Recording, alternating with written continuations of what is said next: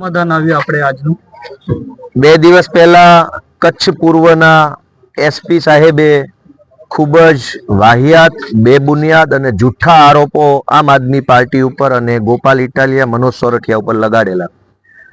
અને ત્યાર પછી આ આરોપો પછી મીડિયામાં એવી બધી વાતો એસપી સાહેબ તરફથી આવેલી કે આમ આદમી પાર્ટીને નકલી ઈડીની ગેંગ દ્વારા પૈસા આપવામાં આવતા હતા વગેરે વગેરે પ્રકારના આરોપ લગાવ્યા.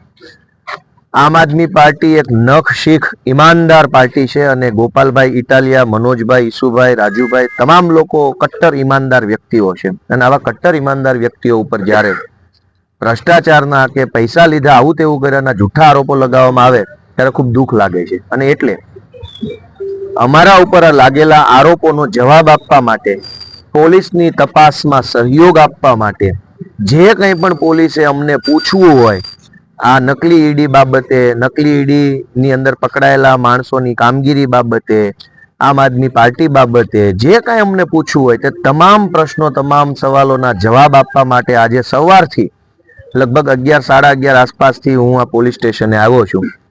આજે અત્યારે 4 વાગ્યા છે. 4 વાગ્યા સુધી સળંગ આજીજી કરી, વિનંતી કરી, હાથ જોડ્યા, પગે લાગવા સિવાયની તમામ વ્યવસ્થા કર્યા પછી પણ પોલીસ અધિકારીએ મારું નિવેદન લખવાની ના પાડી દીધી છે. મેં કહ્યું વારંવાર કે તમે આરોપ લગાવ્યા છે કે પૈસા ખાય છે તો મારો જવાબ તો પૂછો, મને સવાલ તો પૂછો. તમે જે સવાલ પૂછશો એના હું જવાબ આપવા માટે આવ્યો છું, પોલીસની તપાસમાં સહયોગ આપવા માટે આવ્યો છું. પણ ધરાહાર ગમે તેમ કરીને પણ પોલીસે એક જ વાતનું રટણ ચાલુ રાખ્યું કે તમને અમે બોલાવ્યા નથી, તમને અમે નોટિસ આપી નથી, તમે અહીંયા શું કામ આવ્યા છો, તમે અહીંયાથી જતા રહો, તમારી જરૂર પડશે તો તમને બોલાવીશું, આજ તમારું નિવેદન નથી લેવાનું.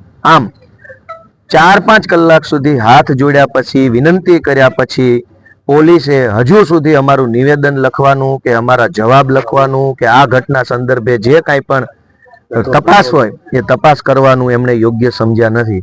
એટલે અત્યારે હવે 4 વાગ્યે મેં પોલીસને વિનંતી કરી છે કે હજુ પણ તમને ભવિષ્યમાં તેમ લાગે કે તપાસ કરવા જેવી છે તો મને જાણ કરજો.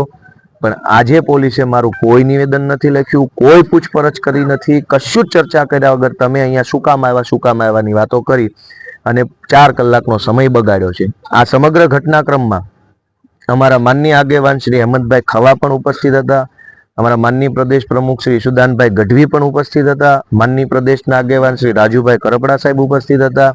આ સિવાય અમારા પ્રદેશના આગેવાન શ્રી રાજુભાઈ બોરખતરિયા, અમારા જિલ્લાના પ્રમુખ શ્રી એડવોકેટ દેવરિયા સાહેબ હતા, શહેરના પ્રમુખ રાજુભાઈ છે, ડોક્ટર રમેશભાઈ પટેલ અમારા સંગઠન કાર્યકારી અધ્યક્ષ છે. અનેક અમારા આગેવાનો, સંગઠન મંત્રીઓ, પદાધિકારીઓએ આ ઘટનામાં હાજર રહી અને આમ આદમી પાર્ટી ઉપર જે જૂઠા આરોપો લગાવવામાં આવ્યા કે આમ આદમી પાર્ટીમાં પૈસા જાય છે એવા વાહિયાત આરોપોનો પ્રતિકાર કર્યો.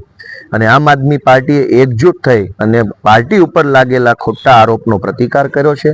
આ તબક્કે હું આમ આદમી પાર્ટીના સૌ કાર્યકર્તાઓનો ખૂબ ખૂબ હૃદયથી નતમસ્તક વંદન કરું છું, આભાર માનું છું.